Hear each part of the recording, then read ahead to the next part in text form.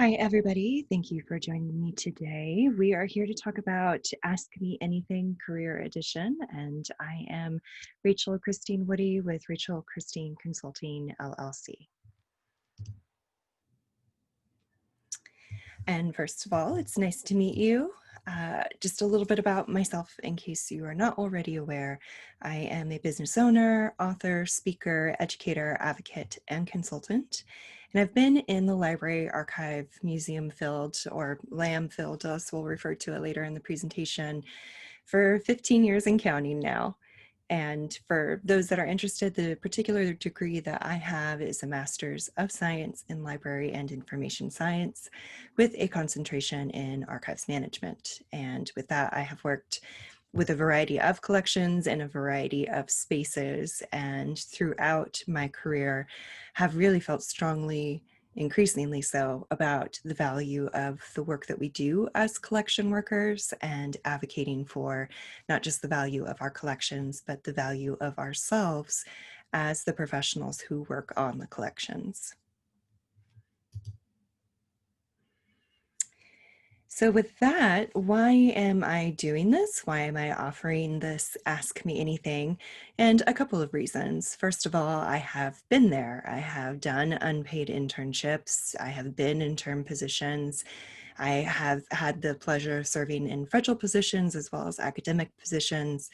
And I have gone through the career pivot process where I left the LAM field and thought it would be for a longer time than what actually was, but went through the process of what does it look like if I am not an archivist, or if I don't work in museums, what does that mean? And how do you even begin to translate the skills and experience that you've gained to fields that are not within a library, archive, or museum? And then second, I have seen a lot. I have worked with a lot of people over the last 15 years. I've worked within a lot of places, and I have seen a lot of things. And then third, I care about my colleagues.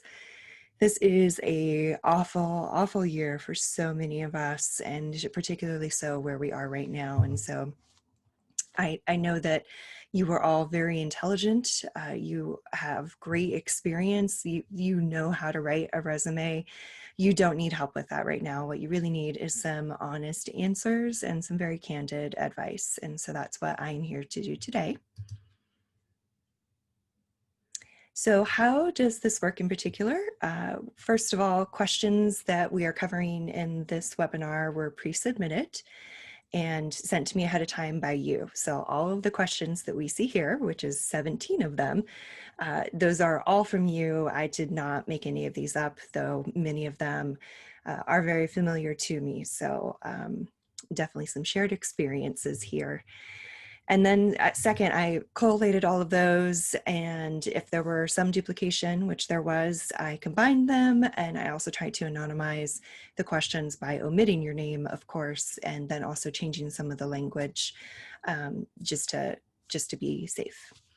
And then third, there's a chat. I think it'll be on the side of your screen. This is the first time I'm using Kajabi in this style, so thank you in advance for your grace and patience with learning with me how this platform works. So the video is pre-recorded and the chat box should be available here. If it's not, I apologize. And if you have any follow-up questions that you can't ask in the chat box, please email me. You have my contact details because you have registered for this event. All right, next slide. Legal disclaimer, I am not a lawyer and I am not a therapist, so therefore I cannot offer legal advice or mental health therapy advice. However, I am offering advice based on my own experiences, which you are welcome to take and explore and work with appropriate professionals depending on what it is that you need help addressing. So just to get that disclaimer out of the way. So with that, I'm going to jump into the first question. I've got a stopwatch going for myself so that I can try and stick as close to an hour as I can. As I mentioned, there are 17 questions for me to get through, and It's going to be a lot of information, but this will be recorded, and at the end, we'll go through how you can get access to everything we talk about today. Okay, first question. How do I go about telling management that they can't keep adding to my job description without adding additional support, either in staff or funding? When is it appropriate or inappropriate to do so? Which is a great first question to start with. So for my answer here, it is always an appropriate time to ask for what you need. I know that we are all very empathetic people, and we are very aware that, especially in harder financial times, we don't want to be an additional financial burden when asking for more staff, better compensation, more time, etc. However, that is not on you. Whatever the realities are on the ground, it is not for you to be the sacrificial lamb. It is for management to figure it out. So if they are asking you to do more things and you are already overloaded, which is common in our field, yet that doesn't make it acceptable. If you need more staff to do something, if you can't possibly take one more task on currently, if you need better compensation because of what they're putting on you is above and beyond what is in your job description, you need to let them know, and you need to let them know what resources you need in order to do your job successfully. So it is always an appropriate time to ask, regardless of what the situation is, because that's on management to figure out. And even if we know that the answer is no, we need to ask anyway. And the reason why I say this is because if you delay your ask, or if you never ask, you're not going to get it in time for it to actually be helpful to you. There's additional downsides. If you don't communicate your needs to your boss, they have no way of knowing. Some bosses are great and very perceptive and observant and realize that they need to support their staff, but that's not always our experience. And so you need to let your boss know, let management know that what it is that you need, even if you know 100% that they're going to say no. And it is always good to state it for the record so that when you ask again, maybe when the answer might be a yes, you'll have a better case to make because you've been making that ask for a while now. And then a third thing just to keep in mind is that it is always a negotiation. So even if we know that there's not money accessible right now for the work that you need or the resources that you need, negotiate with something else. So if you need to take on an additional task, then something needs to come off your current project to-do list. If they want you to do this additional project, then you need to go negotiate either getting overtime or getting some additional paid time off at a later date. So think of some different things that would help alleviate your situation or help support you in your situation, even if it's not what you actually need in terms of like another person or additional money. So be creative about it, ask for your needs, and if you can't get exactly what you need, at least ask for something to help make it easier for you. Next question. I know the ticket to get anywhere is a master's, but I'm having trouble deciding whether I should pursue a degree in public history / museum studies or library science / archives. I'm leaning toward a library science degree because I think it might have better job opportunities. Okay. So thinking about this one, the resource I usually point people to when they're looking at going into a field, and it can be any career, checking out the US Bureau of Labor Statistics. They lump us all in to a category called currently museum, historical sites, and similar institutions. This, of course, is such a macro level that it's not entirely helpful. However, it does show some interesting numbers just to get like a gist of how it's going in the field. Some other things to think about is what is your geography in terms of where are you located, specific to the eventual job hunting.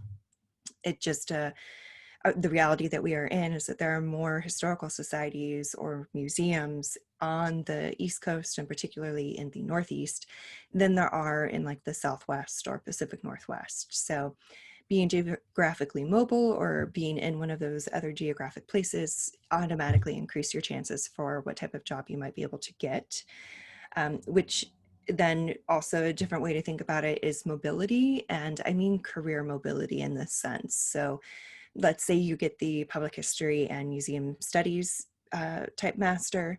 You can parlay that into historical societies, museums, maybe even in archives.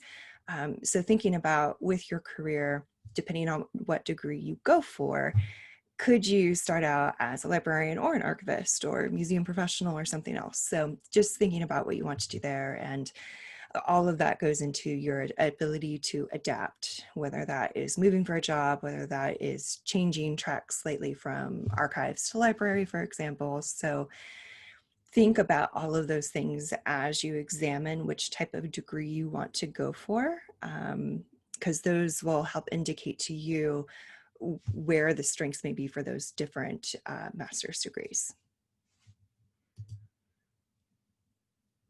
And I did want to dig into this for a little bit more because I know this is a common question for everybody. This screenshot I took yesterday from the Bureau of Labor Statistics that we just talked about.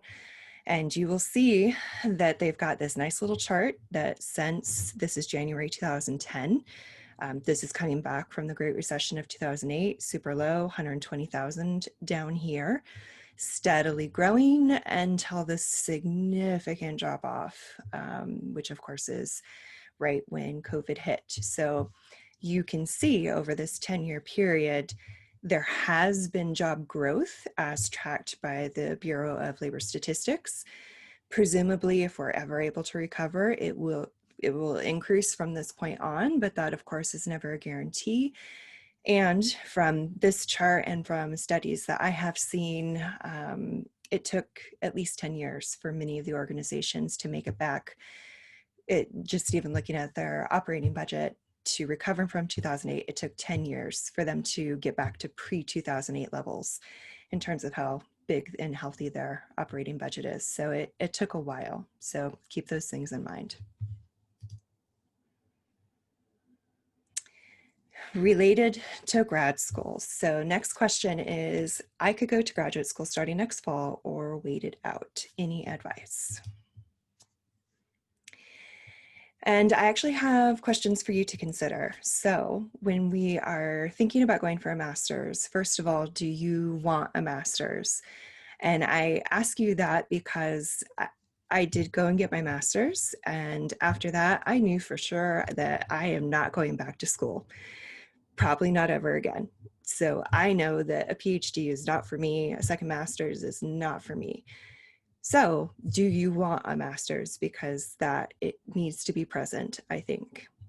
And next, are you passionate about the field? So for the person who in the previous question was thinking about library science archives versus public history or museums, are you passionate about all four of those? If so, great. You could choose either and you would be happy. But if you actually are more like, no, I really know that I want to work in museums and therefore I think museum studies is probably more appropriate for me, that helps you make that decision, right? Do you want a job in the field eventually, even if it can't happen in a few years? So with that in mind and with our current reality, is that something that you can deal with?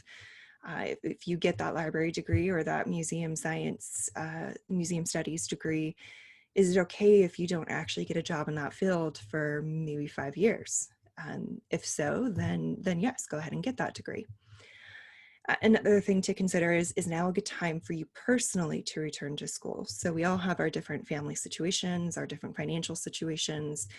Is it a good time for you? Does it make sense for you and the people that you love and your financial situation right now for you to return to school? And then does it make sense in the near and long term? So thinking about all of those things, both professionally and personally, does it make sense for you in the near and long term to go and get that degree and enter the field? And if yes, to a majority of these questions, then now is the time to go get a master's if you don't already have one, because as we saw on the previous slide, the job market really sucks right now. So if you don't have that master's yet, go and get it now. Assuming that you answered most of those questions, yes, now is the time to do it. Next question, what can folks do that's not related to revamping a resume and revising cover letters, learning new skills, and volunteering? So yes, so those things on the previous slide is pretty much the vanilla advice we read and see everywhere. And so this is my answer that doesn't involve those things. And the first one is to invest in yourself. And that can take a variety of forms. You can invest in yourself by taking classes. If you don't have that master's degree, you can go and get one. If there are different professional skills you would love to learn, go and learn them.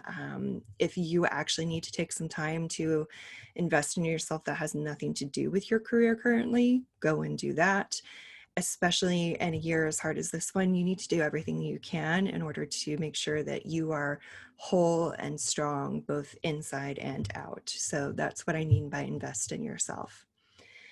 The next one, I recommend you grow your network. And I do not mean networking, because yes, networking is a thing and is part of the vanilla advice. But what I mean by growing your network is whatever your network that you have currently, whether that is on a platform like LinkedIn or just on your Rolodex, so to speak, you already have that network, and that network is already in place. They already know you. It's already working for you the way it's going to work for you. What I would like you to do is to grow your network and start increasing your sphere of influence, increasing the people you know, and therefore the people that they know are now a little bit more directly connected to you. And while that may seem a little bit daunting, it is something to work on. And I'll get into this more in a little bit, but reaching out and increasing the amount of people you know in the field that you want to work in will help. I also always encourage people to build your online presence, whether you really like being online or not, whether you use social media platforms or not. There should be at least one place online where you are Googleable. So, because hiring managers and people on the hiring committee, which I have been on several, they are going to Google you to see what's there. So if you have a LinkedIn, great, they'll find that. If you don't do LinkedIn, but you've posted a PDF of your resume online, great, they will find that. So just make sure that you have an online presence, that what you do have is professional, and that there's at least one thing available for you online. Next one is to find activities or causes that you enjoy and join them. I realize that this is a particularly hard time to go and do some of our normally enjoyed activities. So this is definitely something to think about in terms of if you are in a space where you want to engage more professionally, this might look like you joining a committee for SAA, or if you need a break professionally, which is equally important, maybe you take a language class, or maybe you learn how to embroider or woodworking. So find things that you enjoy and join them, whether that helps you professionally or not, it will help you personally. And then mentor and be mentored. If you are just starting out and in grad school, or just the first few years in the field, find a mentor. SAA has a mentorship program, and even some of the regional associations also host mentorship programs. I'm trying to think if the American Alliance of Museums does. I don't think so off the top of my head, but whatever field you are in, there's usually a way to find mentors, whether it's through an official program or using the directories for each of those to reach out. And then if you've been in the field, even if it's only been for a couple of years, you do have experiences that are insightful and helpful for people even considering joining the field, or maybe they're in grad school. So I encourage people who may think they are too young in the field, so to speak, to do mentorship. I would invite you to reconsider that, because there are definitely ways that you can be helpful. And then the next one down is find allies. I know we've got family and friends. We even have professional colleagues, but if you are struggling in particular professionally, if you have been laid off or have been unemployed, finding and locating people within your circle of influence, within your network that might also be job hunting or also struggling, create a supportive community for yourself, whether that's checking in, offering to swap job posts if you're in two different geographic regions, things like that, just to help you get through, feel more support. You're helping people, but you're also getting help. Next question, what can people do when the job bottleneck is field wide? So thinking about, are you geographically mobile, which is what a lot of people in the LAM field do recommend, though of course the reality is that many of us are geographically tied to our location, especially if we've been around for a while and we've started families, etc., or taking care of families. So if you're geographically mobile, great, but that is not always the case for us.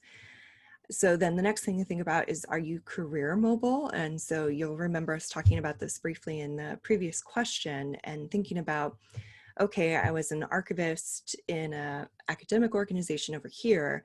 However, I did a significant amount of records management, and I know that I could go into records management for a company, for example, or I've done database work. I can go over and work in a non-LAM organization doing database implementation and management. So thinking about that career mobility and that career pivot.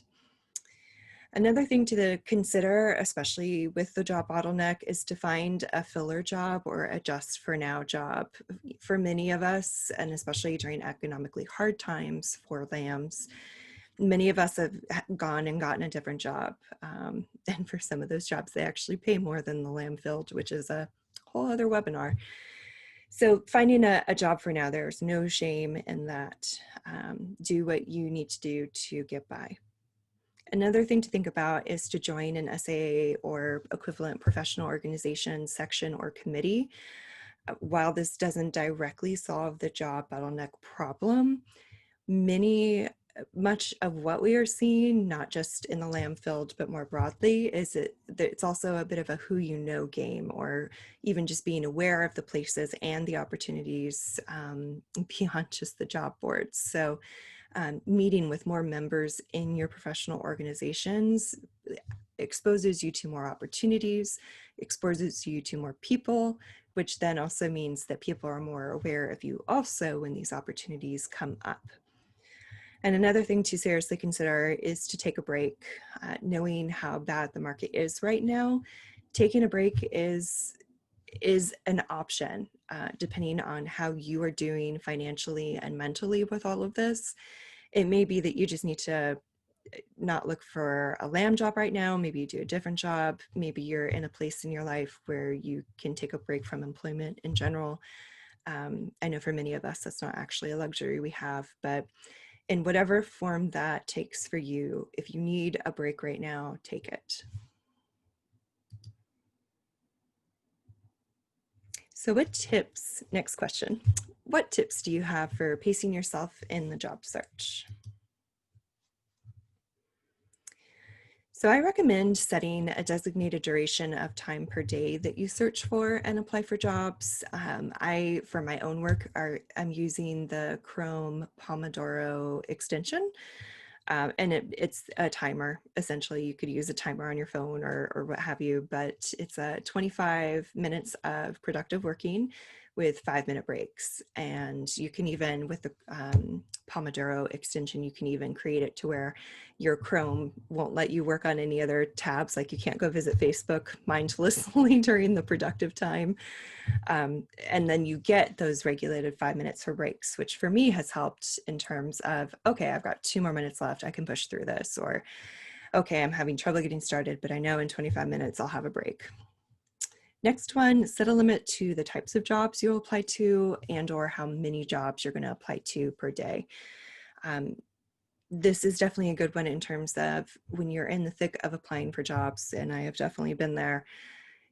You get to a point where there is some desperation and trying to find a job, you start applying for any job that seems somewhat relevant. And if you're at that point and that is a conscious decision, that is okay. There's no shame in that. But it also could set you up for a slippery slope of finding and applying for any job, even if it doesn't make sense, and furthering you to that point of burnout. So set some very conscious parameters in terms of what types of jobs you apply for, and maybe have a limit to how many jobs you apply for per day. Take frequent mental breaks. This is breaks during the day. This is breaks during the week, particularly if you are unemployed. Try and build yourself in some time to not work on this at all. I know many of you are hard workers and are dedicated to trying to get a job in the LAM field, but applying for jobs all day, every day is not a good space for you to be in. So definitely make sure you have some time carved out for rest and for enjoyment. And then last one, intermix job hunting activities with other types of activities that support your professional growth or your mental well-being, which at this point, you're probably hearing a theme in terms of making sure that you stay mentally healthy and mentally strong to make it through this year and to make it through whether you're unemployed or underemployed, or needing to change where you are in your organization. So when you are doing non-job application activities, what are you doing that could help with professional growth, whether that's growing your network or joining a committee or just taking some time for yourself for that rest and fun activities. Next question, what tips do you have for, excuse me, what tips do you have for sustainably supporting yourself during the job search and avoid burnout? Which is definitely related to the question we just answered. So here's a little bit different answers though, in case these are helpful. So setting limits, some of those limits we talked about earlier, mixing up the activities in a way that makes sense for however your brain likes to process. And I recommend mental health therapy. I have been in mental health therapy off and on for at least 20 years. So I'm very experienced in it, and you know, especially in these times, and especially going through a job search or a career pivot, having a mental health therapist there to help me through some of the mental blocks I was having, working through things like imposter syndrome or shame or what have you, depression.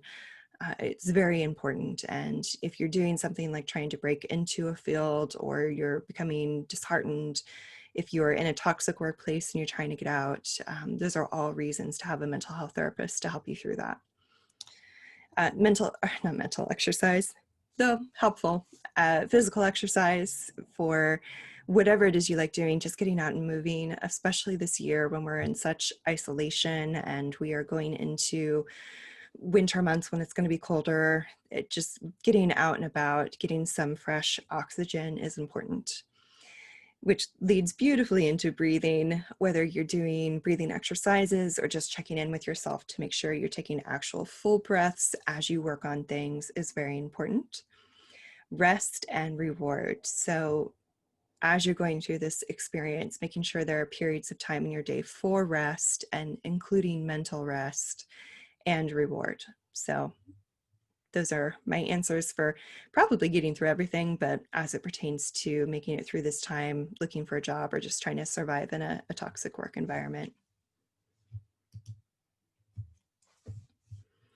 Next question. How do you know it's time to fold and seek a different career for now and maybe come back to LAMs later? And for me, and especially what led into me exploring a career pivot, was I was becoming chronically sick and in pain. And for me, a lot of my stuff was adult onset, so things that I had never dealt with before, that were new and overwhelming to me, and very much triggered by extreme stress. So if you're in a position where that is happening to you, that is a sign that you need to take a break and that maybe you need to either leave the field or leave your job or some combination of the two. Basically, you need to change your situation. Next one is when you're miserable and the job or field rarely makes you happy. And this is a bit of a dichotomy because so many of us who are working in the LAM field, we got into it because we love it so much. And so as we have these experiences, and for me, when I became upset and depressed and frustrated and angry about some of the stuff going on in the field, it was a sign to me that it was time to take a break or time to get out. That is not the way we should be feeling about our jobs, especially a job that many of us chose because we loved it. So it's a bit like a relationship in terms of it needs to be a healthy relationship. And if it's not treating you well, if the job or the field is not valuing you, If it's a toxic, manipulative relationship, then it's time for you to take a break. And that might look like doing a career pivot. That might look like taking some short-term disability from your job. That might look like quitting your job and finding a different sort of LAM job. Any of those are options. And I encourage you to explore how to change your situation so that you don't become even more miserable, sick, or in pain. And that's all to say that when you've reached a limit you set for yourself. So as you think about this, how long do you want to endure some of those things, basically?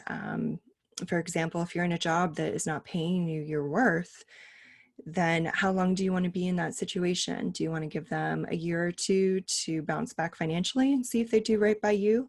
Maybe that's the decision you make.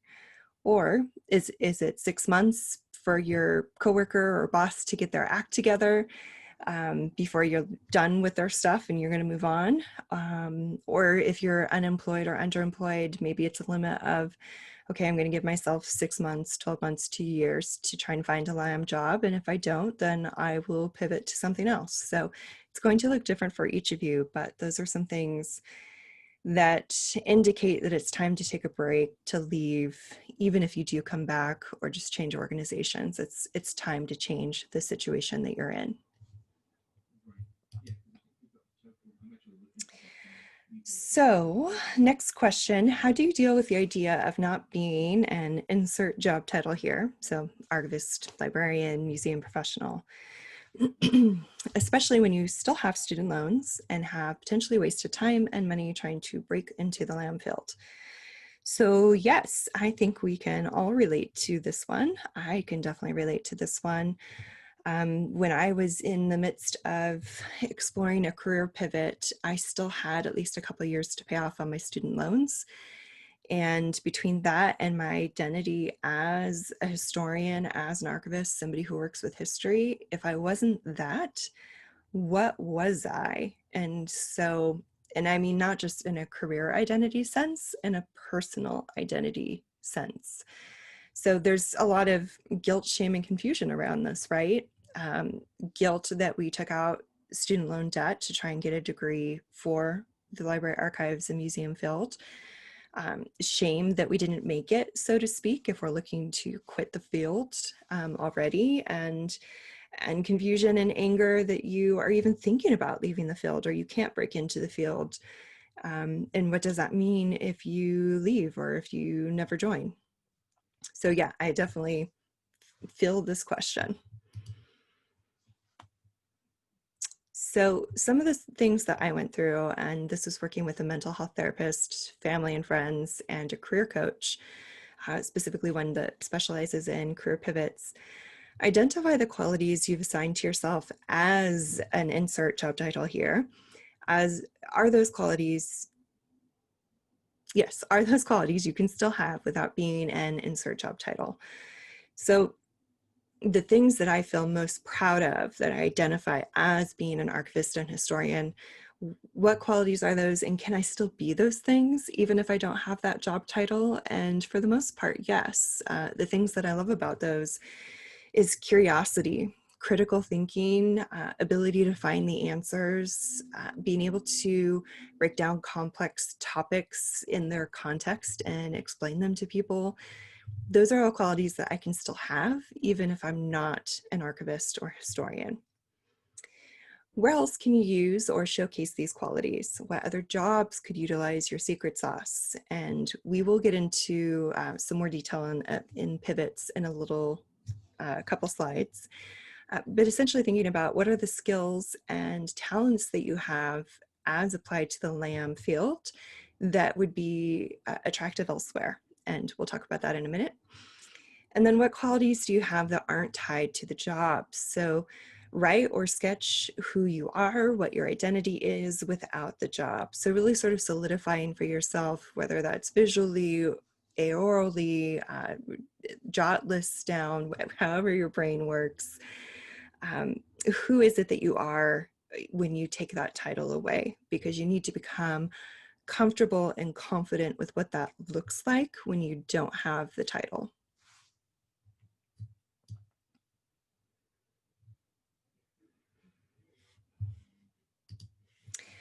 And before I move on from this one for a second, the question specifically brought up student loans, and to talk on that just briefly.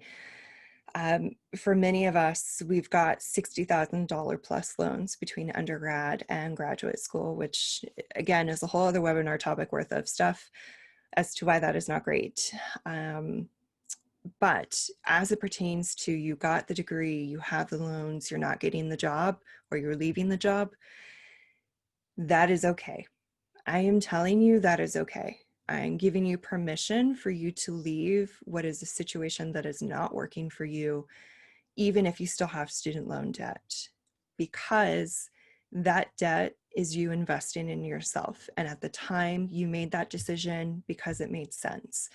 And so you need to honor yourself in that you made the decision the best you could with the knowledge you had at the time. And now you're making a different decision with the knowledge and information that you have right now. So while you do have that debt, and while it does definitely suck that you might have to leave the field or might not break into the field immediately, yeah, like it does suck. It sucks a lot. But it's okay if you need to make that decision, is my point here. Like, don't hold yourself hostage because you still have 20, 40, however many thousands of dollars still to pay off your degree. If you need to get out of this situation now, that's what's best for you.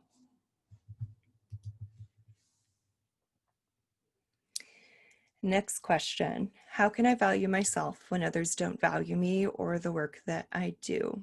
And I can't tell you how many times I think about this. And because I've thought about it a lot, here are multiple answers. So determine how you can quantify the value of your work and track it. And if you're in a repository now, I have a whole webinar on strategies for how to capture and communicate the value of collection work. So go check that out on my YouTube channel. But if you are not currently employed, quantifying the value of the skills that you have and chronicling those. So either way, keeping a record of your value in that way. Next, reflect on other parts of your life where you give value and or are acknowledged for the value you bring. So we tend to derive most of our value and self-worth, at least for me, from my job. There are other ways to get that value. First of all, valuing yourself, and then getting value from the community that you live in. So friends and family, but also volunteering. When I was unemployed and figuring out what I was going to do next, I volunteered at a couple different places. Some of it was even volunteering that had nothing to do with my former career. So that giving back, giving value, no matter what that is, tracking that and reflecting on where that exists beyond just the job. Next, write down all of the achievements and successes you've had despite lack of acknowledgement. And this was hard for me, being younger and entering the field and working in places where doing a good job was either not noticed or was perceived as a threat, which is like a whole other mind trip and another webinar that we could probably talk about. But sometimes you're just not in a place where other people are going to acknowledge or want to acknowledge the good work that you're doing, but that doesn't mean that it's not happening. So writing down and acknowledging yourself and the great work that you're doing, the wins that you're having, your successes, track all of that and acknowledge all of that for yourself. Ask trusted colleagues to define your valuable qualities. And maybe that's in the form of a LinkedIn recommendation, or maybe that is asking them to write a brief email or have a coffee chat with you. But if you're not getting it from someone like your boss, or if you're unemployed, like communicating with current and past colleagues that you have worked well with, getting their reflections of your valuable qualities will help to reflect some things that maybe you weren't aware of, that you didn't even realize you were doing, that others perceive as so valuable. And it helps to solidify for you that it's not just you, or it's not just your boss who's ignoring you. There are people that see your worth. Another thing I encourage you to do, and is something that I was doing was I was advocating and fighting for my own literal value while working in traditional work, is what is the valuation you would give yourself based on your job role and achievements? What is that actual number? What is that salary range? And how can you advocate for that number? So whether you're in a job now and you're trying to make the case for better compensation, or if you are in the job search and searching for jobs with salary ranges that fit for yourself and doing the negotiation process, you will need to have, before you do any of those things, you will need to know what your value is. Because the people on that other end, whether it's your boss or the hiring manager, the numbers that they have are not always accurate, nor are they great. These are job types, and this is a field where we are chronically devalued, and hiring managers, whether they are malicious or whether they don't know better, it is up to you to be your best advocate, and it is up to you to know what your literal value on the market is and be prepared with that number. So figure that one out. I did it based on other people in the area, other jobs similar to mine in the geographic area, as well as looking at government classification systems, looking at history associates, which because they're federal contractors, they have salary, like a whole salary table based on experience and number of years in the field. So there are resources you can use to figure out that number.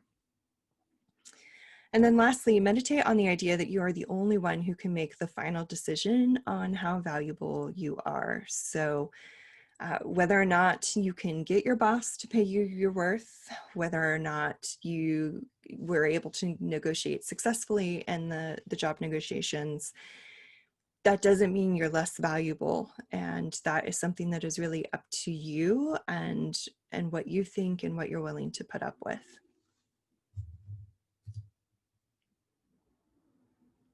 Next question, and this one is where they were similar, not quite identical, so I put them both together. Since GLAM jobs, which is galleries, libraries, archives, and museums, are in short supply, can you suggest alternative employment ideas for someone with a background in those fields? And related question, are there other fields where my experience in archives looks particularly attractive?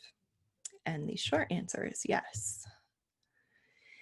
So we need to think about where, and we need to think about what. And I just noticed I forgot to put government as well here, state and federal and local, city level.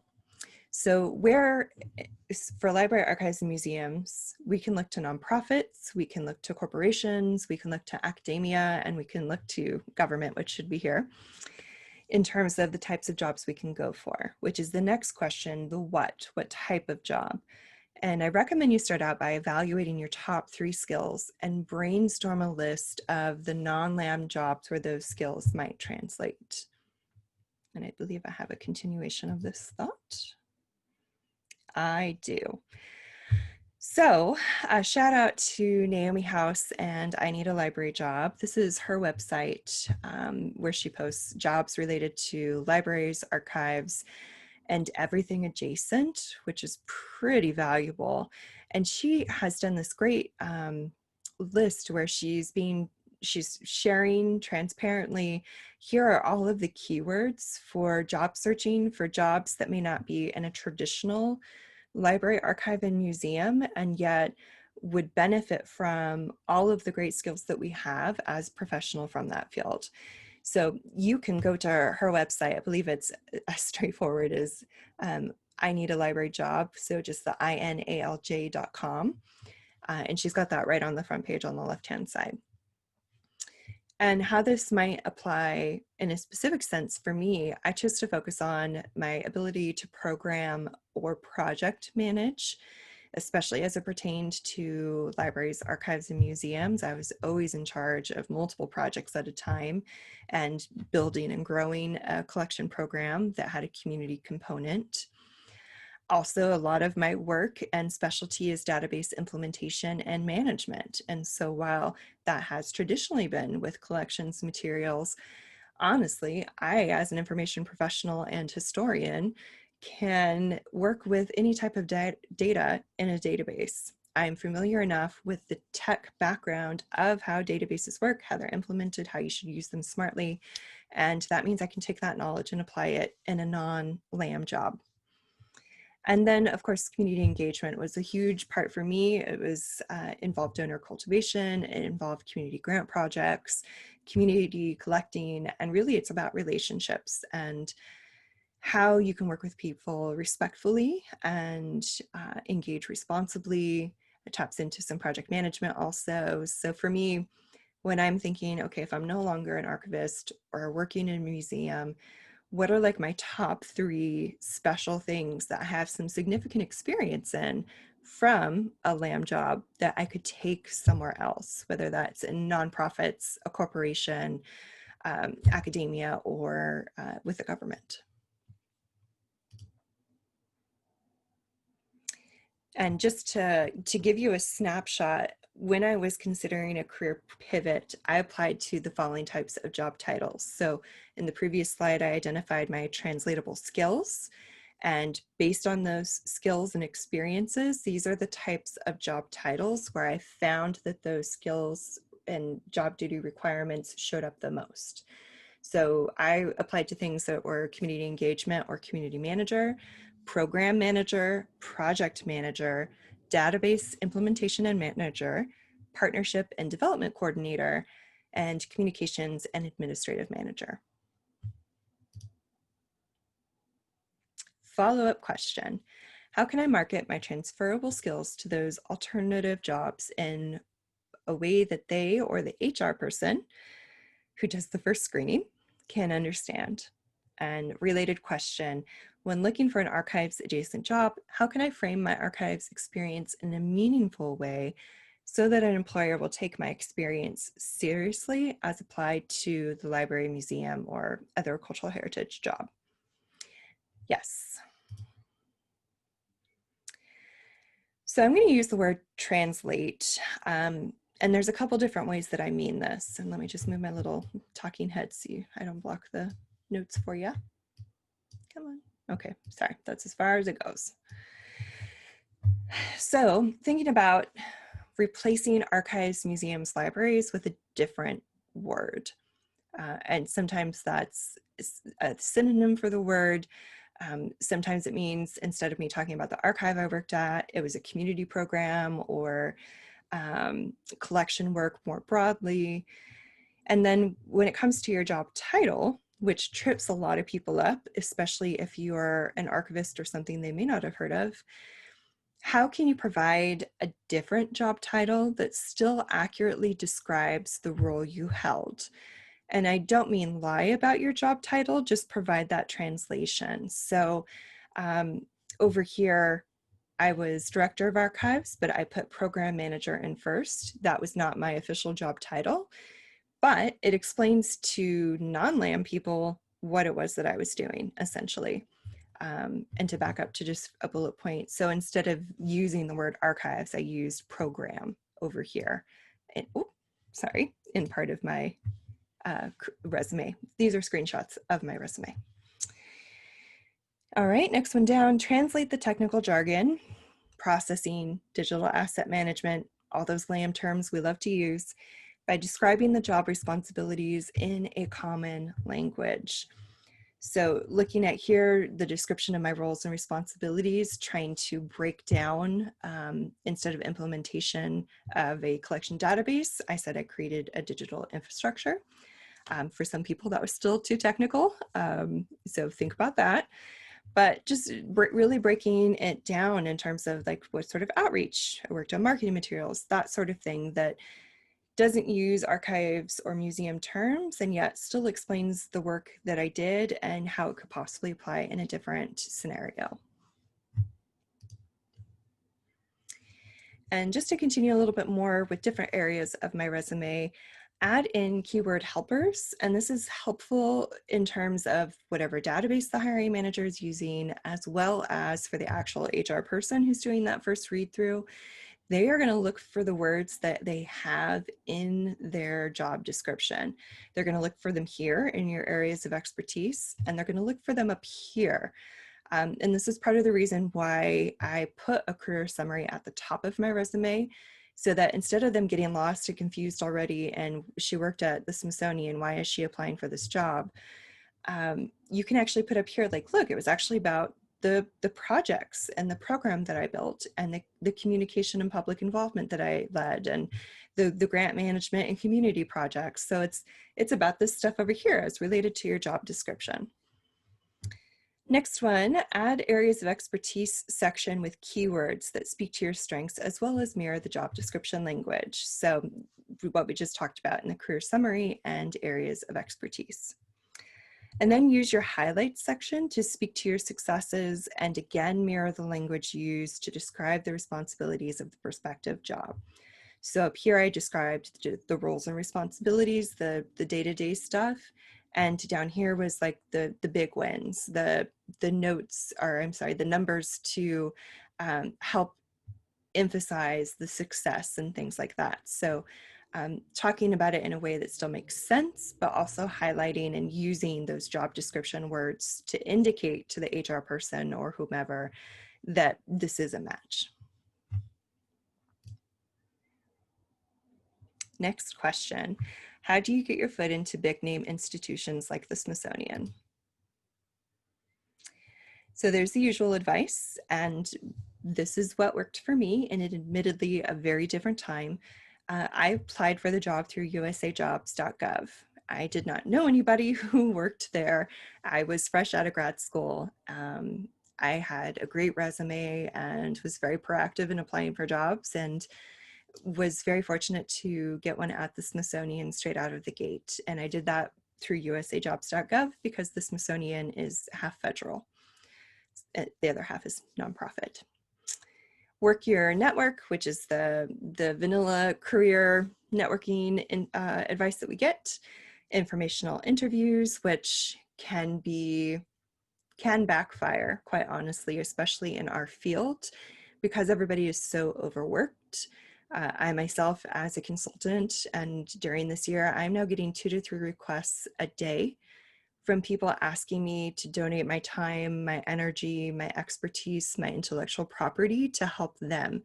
And as much as I do want to help you, I have to protect my time and value. And that's the same for our colleagues. We are all overworked and stressed out. And if you're asking somebody to provide you freely their time, attention, and energy, that may not be received well. And then the rest of that vanilla advice is volunteering an internship or term position, and those can all be problematic.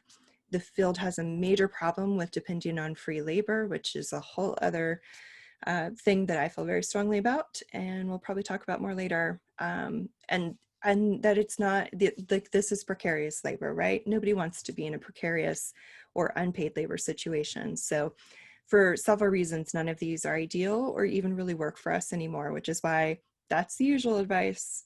It worked for me, it worked for some people, but I have some better answers. So let's get into those. My advice, get your foot in the door with contract work, either by directly responding to RFPs, request for proposals, or by signing up with firms such as History Associates. So if you're in the DC area and you legit want to work at the Smithsonian Institution, there are permanent jobs there that you can apply to. But I, in my time there, saw many people, maybe 50% if I had to guess, who came through as a contractor and got paid very well because it was a contract position. And they either came through via History Associates, which does many contracts with the Smithsonian, where you can go and sign up with them to be a contractor for them, or you can apply directly. You don't need to go through History Associates. You actually get to keep more of that money too, so might be worth it. And go to the contract procurement website for federal jobs and respond to those requests for proposals. Another thing to think about is, instead of doing that informational interview ask, and instead of volunteering your time freely, I have seen more effective approach be become a donor, member, patron, whatever it is there, at any level. You could do the $25 student membership, for example, at one of the museums, or just like a $10 donor. to get on their email list, to get on their donor lists, and many of them, at least pre-COVID, and I think they're doing some online programming now, but they have events in person and they have staff at those events. And so become a member of the community this way and talk with these people as a member of that community this way, instead of doing that informational interview ask and instead of volunteering your time and experience for free. And then instead of asking them for their time and for them to provide you something with value, turn the tables. This will look different in many different ways, but how can you help them? How can you provide them something? And it doesn't have to be a lot. Just find a way to show that you do value their time and them speaking to you, and that will do quite a bit to grease the wheels, so to speak, to help network up with them. Next question. How do you get started learning about what grants are and how to write a grant proposal? Courses have been helpful, but many assume the student has a basic knowledge of grants. And you are definitely asking the right person. As many of you know, I'm very into the whole grant acquisition strategy process and grant writing. So first piece of advice, take a grant course tailored to LAMs. There are so many grant writing courses out there. Many of them are just mediocre, and not a lot of them actually know the grant world that we live in as library, archive, museum professionals. So take workshops offered by people in your industry, of which I am one of them. And I have an ebook, and so I'm happy to give you a free copy of my ebook, A Survivor's Guide to Museum Grant Writing. And while it says museum specifically, what it comes down to is collection work. And so you could replace museum with library, archives and special collections. It's very translatable in that way. And so I encourage you to go grab that free book. No reason not to. And then I have just released, I think it was in June, my mini courses. So you can take my free mini course to learn the grant basics. This is a great place to start in terms of getting that basic terminology, learning where the grants live, how you can find them, how you can determine if you're eligible for them or not. So great foundational course.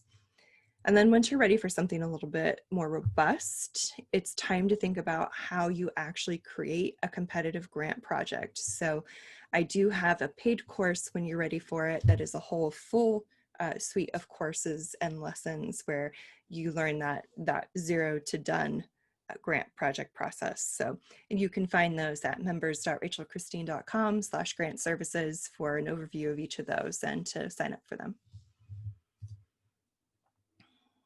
Question. What advice do you have for navigating the job search when one is of a certain age, i.e. over 50? Is there a way to communicate that I am happy to do a job that may be below the level of my previous positions and I would expect to be paid less without selling myself short? Good question. So full disclosure, I am 37 and entered the field at 22. I've experienced and sometimes still experience the "you're too young to get it" or "you're younger than we thought" from looking at your resume comments. So I've experienced it from the other end. However, I also know that it is working the other way too, and I've witnessed later in life age discrimination or ageism while in the field. So with that in mind, I encourage you to get creative with your resume timeline and know that you don't need to disclose your years. If you are adding years to your education degree, if you're adding years to when you worked in those job titles, that is not required, at least if you're not putting these into a database. And it is totally acceptable, and especially for people who are in the more veteran stage of their career, or even if they're new in a particular career, but more advanced in years, that don't put the timeline, because ageism is a thing and it's illegal. So they aren't supposed to be asking you about your age, let alone judging you about your age. I also recommend, especially if you can't get around disclosing those years or that feels uncomfortable for you, use the cover letter and or resume summary section at the top to communicate your desire to serve in X position. And a thing to keep in mind, I'm sure, unfortunately, that you have experienced ageism, but what is so interesting to me is that for LAMs, we have a large number of second careers, people who come into the LAM field as a second career and therefore more advanced in age. So this is a normal phenomenon to have people who are 50 looking for entry-level jobs, and it's definitely something to remind people of, whether that is in the cover letter or during the interview if you're sort of getting that vibe. So address it straight on. And then as a reminder that 50-ish isn't old, you are in your prime as far as a career is concerned, whether it's LAM experience or not. You have had life experience and experience in another profession, which is a benefit to anybody who hires you. Not only are you now skilled and credentialed to work in the LAM field, but you're bringing some great experience with you. So definitely approach it and communicate it as a benefit, and just a reminder to them that you've got at least 10 to 15 years in this LAM field. So I know, unfortunately, you have and probably will be dealing with this, but hopefully these are some tips to help you get people to realize that they're not only wrong, but being a bit rude. All right, I see that we're approaching the hour. I've got a couple more left, so bear with me. Since it seems like you need to have connections in the industry before someone will even look at your resume, how valuable do you think LinkedIn connections are? Could these be used as a reference, or is LinkedIn too informal? So, as you may or may not have noticed, I am a huge LinkedIn user, and it has definitely worked for me in the career search in the LAM field, pivoting out of the LAM field, and then as an independent consultant. And from the other side, I've used it to vet potential hires for myself. And I've known many colleagues who use LinkedIn as their first port of call to check out potential candidates. And this behavior is especially present with the information professionals. So my advice here is to keep your connections up to date and build your network. So again, increasing that sphere of influence. Contact people you're interested in, even if you've not met them. So this is okay. Some people feel a little weird about this, and I get it, but just be sure to send a thoughtful note to them that explains why you want to connect. And you only get a little bit of space to do it, but it can be as simple as, hey, I see you're working in this geographic area. I see you've worked on this thing. I am interested in similar. I would appreciate connecting. So just something that signals to them that you're sincere in reaching out and that there's a reason why you're reaching out. I also encourage you to use the post feature to share your work, interesting articles with your thoughts, and to keep your resume section in LinkedIn up to date. So all of those things help get people's attention and are something they're going to look at when they visit your page. And then another great thing to do is to write recommendations and request that some be written for you. So I don't know if you know, but on LinkedIn, people can see the recommendations that people have given you, which is definitely what I and other people check. And then and I think others do this too, I will see what recommendations you've written for other people to see how thoughtful and collegial you have been with the colleagues you are recommending. So this also helps, of course, if you write a recommendation for Kate, your colleague, and then you can ask Kate, hey, would you mind writing me one back too? Then it's a relationship where both people benefit, right? You're not just asking them for their free time and energy. So it's good manners to do both. Question. A connection on LinkedIn advised that it's impressive to see a candidate that's trying to be active in the field despite their lack of professional experience. One example I came up with is a podcast whose theme is libraries/museums. Would you say this is appropriate to list as current employment? So, which I say yes to everything. When you're looking for work, first of all, on LinkedIn especially, it's okay to say you're looking for work. It's okay to say you're consulting, even if you've not consulted yet. If you're open to consulting, you can be consulting. And if you're doing a podcast, especially if the subject is on the field that you want to work in, that counts too. So yes, definitely put it in your LinkedIn resume, talk about it when you're posting in LinkedIn, share those podcast links in LinkedIn, but also on the listservs in, like, if you've part of SAA or the SLA or whatever library ones too, and share that, because that, first, podcasts are huge, especially for information geeks like us, but second, it's professionally related. So definitely. This goes into participate in activities that interest you, professionally or not. If it's interesting to you and you're doing a good job at it, definitely share it. Volunteer that should be your time and energy in a way that makes sense for you. And so if that's podcasts, like, all power to you. And then talk about what you're working on, even if it's not for a current job. People pay attention to what others are doing more than you realize. And I have learned this time and time again on LinkedIn, of which I'm very active.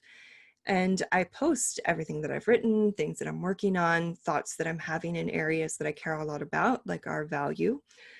And people pay attention to that. And I get requests, I get client references, I get conference speaking requests, I get writing invitations based on what I am sharing on LinkedIn, because people see that not only am I interested in those things, but that I am knowledgeable and experienced in talking and doing those things. So yes to everything. End of questions. It's 1:06, so just a little over, I apologize. But just to review, where are the jobs at? For libraries, archives, and museums, and not thinking the obvious professional organizations, you can also find jobs at I Need a Library Job, Archives Gig, and museum.jobs, which is the website, to find more LAM type jobs. And then if you're looking at pivoting, or even if you're looking for LAM jobs, Indeed, LinkedIn, and other job dashboards, LinkedIn especially seems to be surging right now in terms of becoming the default platform. They've developed a lot of tools on the back end for hiring managers to use, so something to consider. And then for the third one down, considering regional groups, which also tend to keep a geographic appropriate list, listservs, both national and regional, nonprofit and other non-LAM organizations. So when you're thinking about your career pivot, what are those fields? What are those job types? Where do those types of jobs live? And we did talk about a couple of resources over the course of these answers. The first one is the Survivor's Guide to Museum Grant Writing. You can get your free e-copy over here. And if you are a physical book person, you can purchase one on Amazon and get that hard copy. Second one, Get Into Grants. This is the free, Get Into Grants is free. And then the second one, Going from Zero to Winning with Grants, which is the paid course. For people who are attending this webinar, and because I know we're all struggling a little bit, I do want to offer a discount. So if you go to the members.rachelchristine, you can learn more about both of those programs before you buy. And then if you are interested, the mini course is free, as I said. Great for basics. And then once you're ready for something a little bit more, and especially getting ready to write and construct grant projects, there's the full course for you when you're ready. And then because we've done a lot of work on this lately, I have put together the LAM Career Pivot Packet. So for those of you who are considering leaving the field for a related job type, because I have done significant work in this, I have put together a 50-ish page packet that introduces the idea of how to pivot from the LAM field, talks about how to do that. And I have 8 different job types that I introduce and translate for you in terms of how does my experience as a LAM professional translate into like project management. And in addition to those, and why it's so long, is because for each of those 8 job types, I have given you a cover letter and resume that I used for those jobs. So I am offering this as a template for you to take to get ideas and to also use to help in your job search, because things are hard enough right now. So I am able to offer this. I'm doing a $20 to help cover the cost of time and materials on my end, because I'm not using the free version of Canva for this.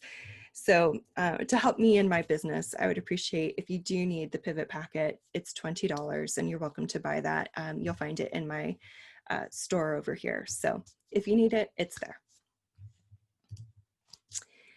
And to wrap it up, what's next? There's going to be a link to this recording. And it'll be sent to everybody who is registered. So whether you were able to catch this live or not, you'll have the registration link, and then I am posting it to YouTube for everybody to have access to later. I'm also going to write up a blog post with a Q&A summary so that you can have those easy access links as appropriate for each of my answers. And then to catch new content, if you've enjoyed this session, please let me know, and I, depending on response, might do more of these. And let me know if there's anything else you'd like to see. I'm going to try and do one webinar a month for the next few months.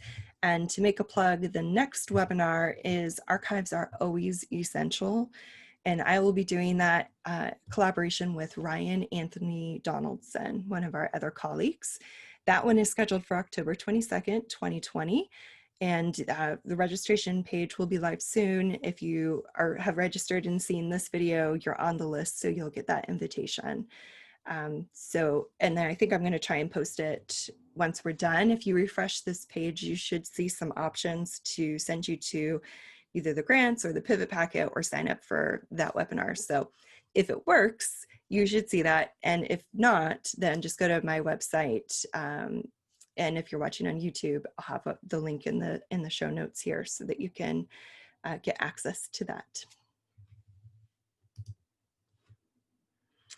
And with that, thank you. I apologize, it's been 1 hour and 11 minutes, but thank you so much for showing up. Thank you for submitting your questions ahead of time so I could think thoughtfully about them and provide you some robust information about it. If you want to connect and you haven't already, Twitter, Instagram, and LinkedIn on the left there.